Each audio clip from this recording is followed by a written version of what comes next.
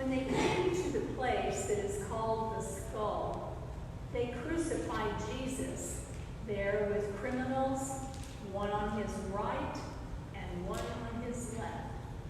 Then Jesus said, "Father, forgive them, for they do not know what they are doing."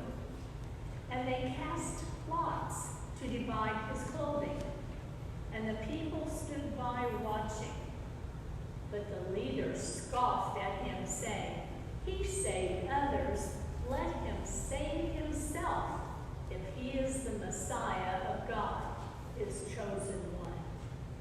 The soldiers also mocked him, coming up and offer him sour wine, and saying, "If you are the King of the Jews, save yourself."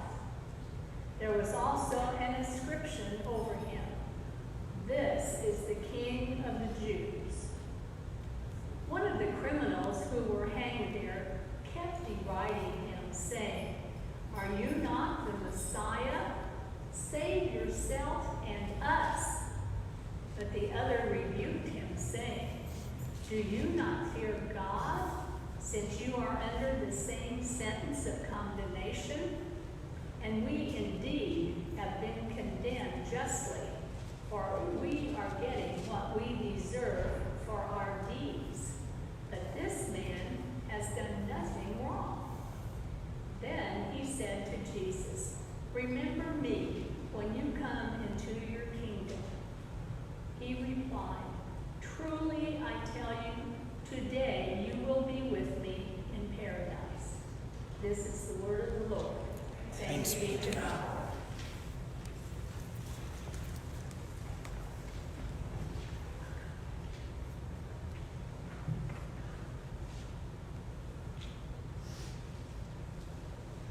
My friends, will you pray with me? Holy Spirit, do thy will, O Holy Spirit. Come and fill this place with your love. Come and sing your songs to our spirits, transforming us and renewing us and reviving us.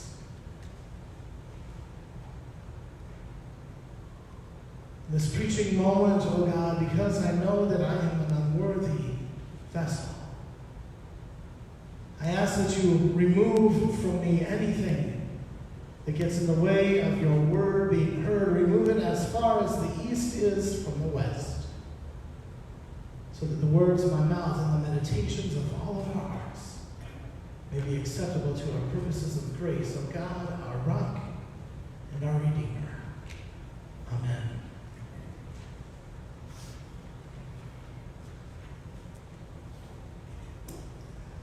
As I mentioned to the kids during children's time this morning, today is called the Feast Day of the Reign of Christ, or by some, Christ the King Sunday.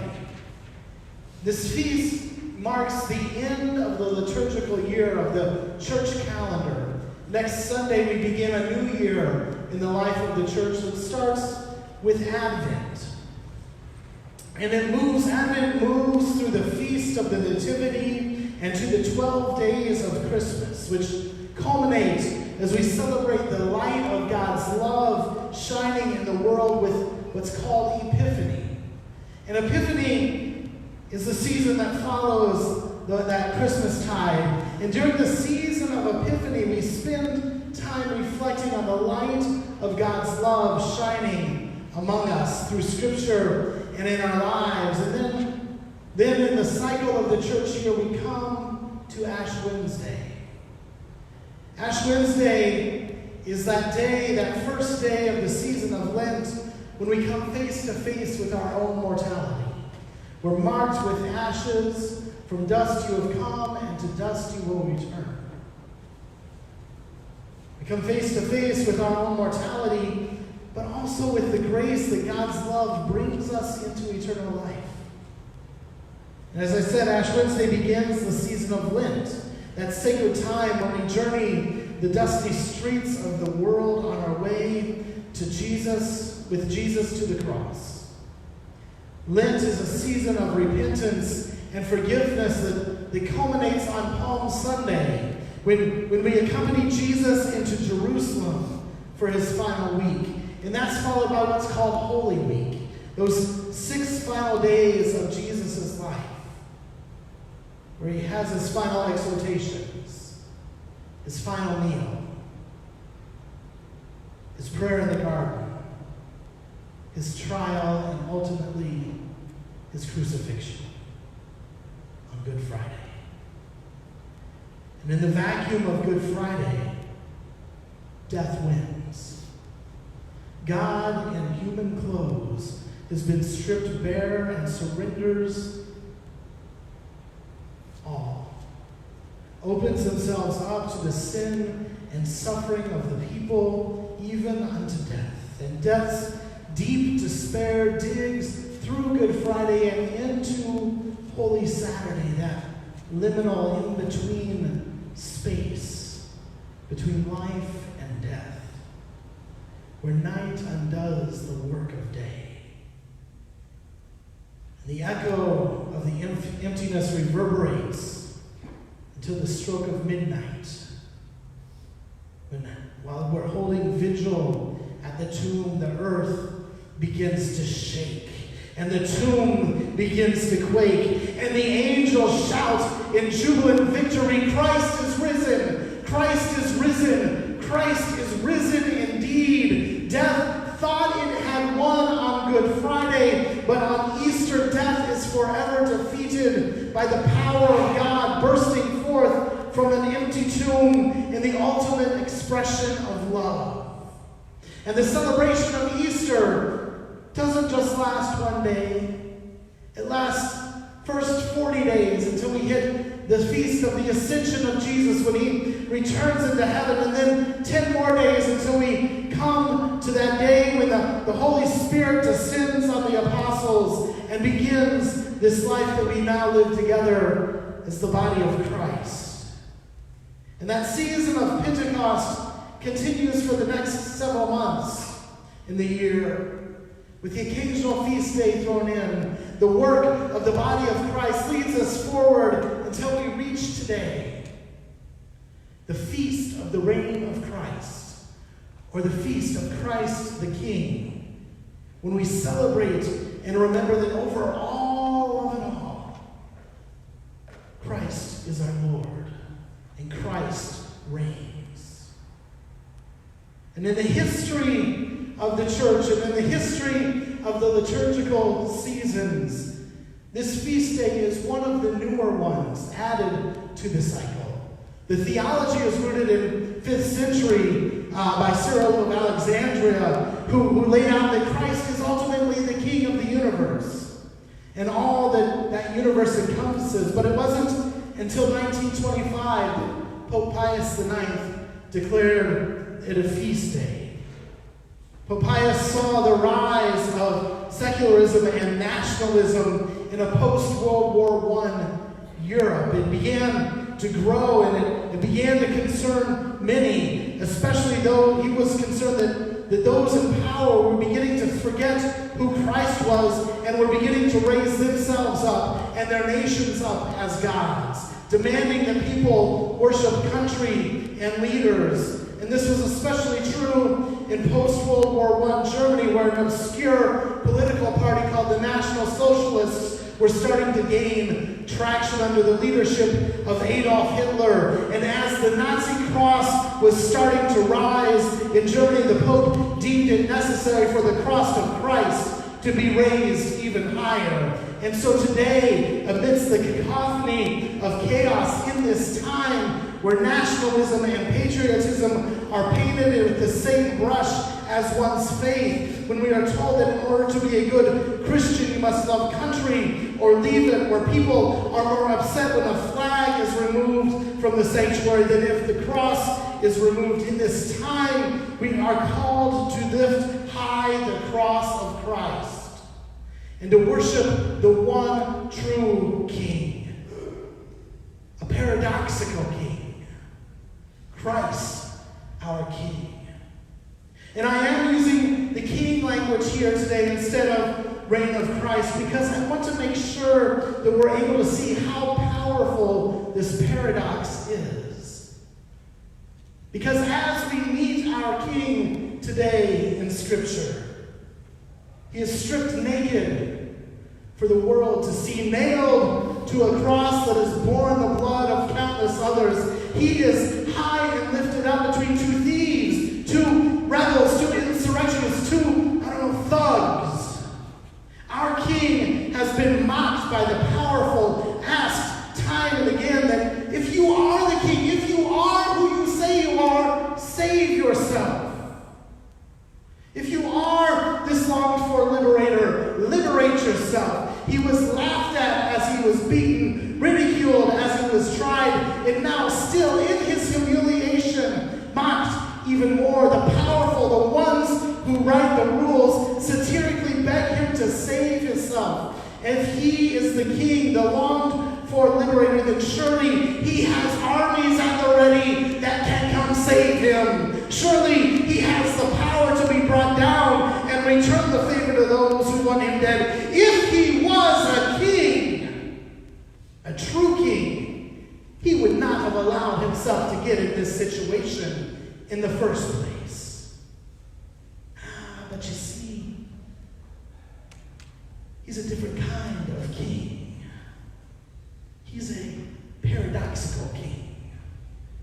His home isn't a palace of gold and ivory. No, his home is among mortals. His realm doesn't grow at the end of a spear or the swing of a sword. His realm is here, now, in those at his side. The King, this paradoxical King, Christ, our King, doesn't demand loyalty to any country or crown, but sets aside his own crown to bring good news to the poor, recovery of sight to the blind. His realm is the land of the liberated, oppressed, the set-free prisoner. It is a land of jubilee where all debts are erased. You see, this King, this paradoxical King, Christ, our King, nailed to a cross, doesn't impose his will by force, but opens his arms in an embrace of love that stretches as far as the east is from the west, taking you in, taking me in, taking all of those who are lost, who are hurting, who are in pain. This King, this paradoxical King, Christ, our King, rules through love, pure, holy, and furiously longing love. It didn't make sense. It didn't make sense then, and it sure as heck doesn't make sense now. This King sitting in an electric chair. This King hanging from a lynching tree. This King shot in the back.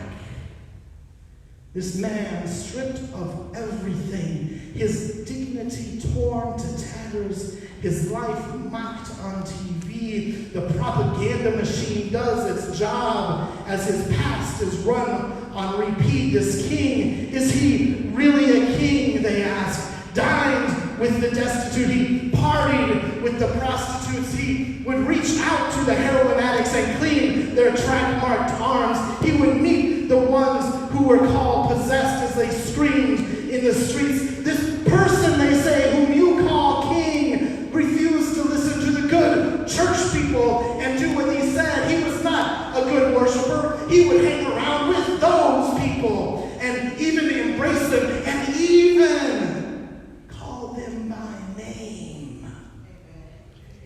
It blares from the TV every single day. He was not the kind of person that should be lifted up as a king. He was rude and he was crass. He would be seen at the border, cutting a hole in a cage so little children could run to him. He would take whatever money was given to him and make sure it was distributed so that everyone around him would have the bread they would need for dinner. He opened a food truck that fed refugees and wanderers with a tuna fish sandwich. Think about a tuna fish sandwich. Think about that. And to the motorcade by riding a donkey down 1600 Pennsylvania Avenue. And this nonsense that he's spreading, this fake news, love your enemy, pray for those who persecute you. Doesn't he know that's what the wimps do? That's the wimp way out. You punch them and you fight them and you pull out your gun and you blow them away. You fight them and you bomb them. Show them your power. And then he says, blessed are the poor, and woe to the rich. Are you kidding me? Look around, they say. That's not how this works. The golden rule is those with the gold make the rules. And really, he's talking this take up your cross nonsense. What kind of recruitment tool is, what kind of church growth model is that? Churches only grow if you name it and claim it. It drives them crazy. Because this king, this paradoxical king, Christ our king, upsets the rightful kings. They know that he's starting to rock their boat. Because if his message got out, if this king were truly allowed to reign, their chokehold on the lives of the people would be lost. And so they conspire together to kill him, to rid themselves of this man once and for all, because they knew that in his message was power that came and would lead a revolution where they would be knocked down from their thrones. Because if his followers truly followed in his way, in his footsteps, these games played by the presidents and the kings would be seen for the charade they are, and the power of love would wipe them from their perches of pride. And so, after the character assassinations comes the final assassination, the lynching, and ironically, the ones who desired Jesus' death kept their distance from him when the deed was done. But the ones who were there, the ones who tied the ropes, who nailed his hands, who tore his clothes, who hung by his side, were the ones who in the end of it all saw the true revelation of the king in all of his glory. They thought they were taking his life, but in reality, he was giving it up. And in his giving up of his life, love and grace flow like never before. There on the cross, this king, this paradoxical king, Christ, our king, looks into the eyes of those who are doing their job.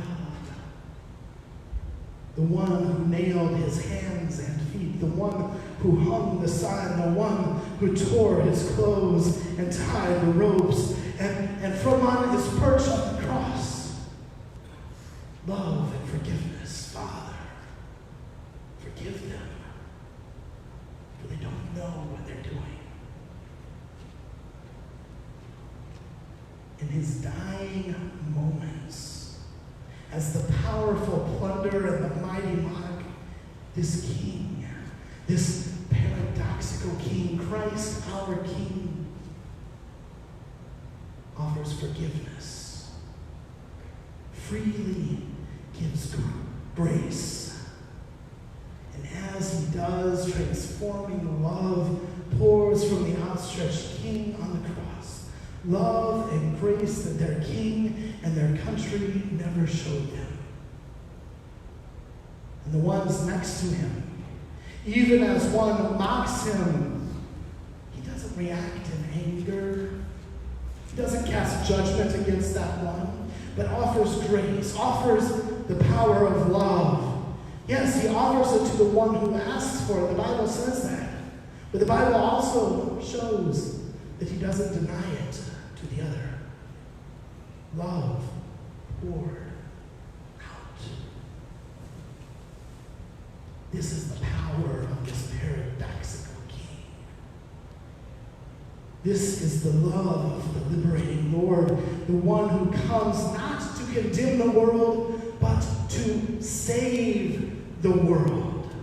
The one who was with God and was God, and in whom all things are made new. This is the King who calls us beloved, who calls us into himself, who calls us by name. This is the King, my friends, whom we are called to serve. This is Christ the King of kings and the Lord of lords, the one who knocked the mighty from their thrones and lifted up the lowly, the one whose love for us is so deep and so powerful and so profound and so enduring and so engaging and so enriching that he laid down his life so that we might know that kind of love. My friends, this is the one we are to serve. We are to worship and serve this paradoxical King, this King of love, Christ our King. And this means being brave and being bold. It means that when you're forced to choose, when you see your nation doing things that are contrary to the way of the Lord, when you see others acting out, are you going to go along to get along, or are you going to speak out? When children are in cages, when students are dying, when the war machine is warming up, when our LGBT siblings are being told they don't belong, when those fleeing terror in their homelands come to our borders, whom do you serve? When hate speech becomes national policy, when justice is dealt at the end of a baton, or worse, the lead from a gun, when those whose job is to protect and serve abuse and intimidate, whom do you serve? Whom do you serve? I don't know about you, but I would rather put my lot with the one who took it upon himself to cover me in love. I'd rather stand at the side of the one who calls me by name, who calls me beloved. I'd rather stand at the side of the one who welcomes me with open arms. I'd rather be with the one who loves me so unconditionally. He loves me when I'm driving the nails into his hand. He loves me when I'm the one who puts the sign above his head. He loves me when I turn my back on him and try to go my own way. He loves me when I can't even love myself. He loves me when I'm too afraid to come out of my room. He loves me when tears are pouring down my face. He loves me because that is all he knows. And my beloved friends, he loves you. He loves you to the ends of the earth and beyond. He loves you when the clouds around you are spinning so strong you can barely stand. He loves you when you are afraid of what you know is coming and what you don't know is coming. He loves you. He loves you so much that on the cross he gave up everything for you and for me and for us all. He loves you so much that there on that hill far away, on that old rugged cross, he gave up his life so that you will know that you are never alone. Jesus gave himself unto death, the final curtain, knowing that through his death, life would come forth. Knowing that through his death, early one Sunday morning, the tomb would open and we would say, Christ is risen. That life will fill you when you least expect it. The love of God will explode and awaken within you a power and a grace and a love that you never knew. And my friends, this is the power of this King, this paradoxical King, Christ our King. It is the power that obliterates nations and kings and empowers the realm of God, the realm where love is the law, a gift, where forgiveness comes first, the realm where wholeness and healing have their home, revival and reconciliation are on the roll, and anxiety and fear are forever far away. It is the power that brings you and me into the presence of love. Powerful, life-giving love. Long live the King.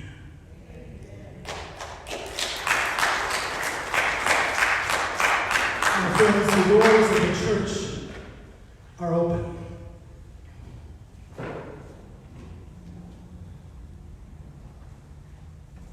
If you wish to experience the King of love, I invite you to come and speak with me. If you wish to join us in the work that we do, I invite you to come and speak with me. And if you're in need of prayer, I invite you to turn to a neighbor and ask them to pray for you as we sing, "We have decided to follow Jesus." Let us stand and sing.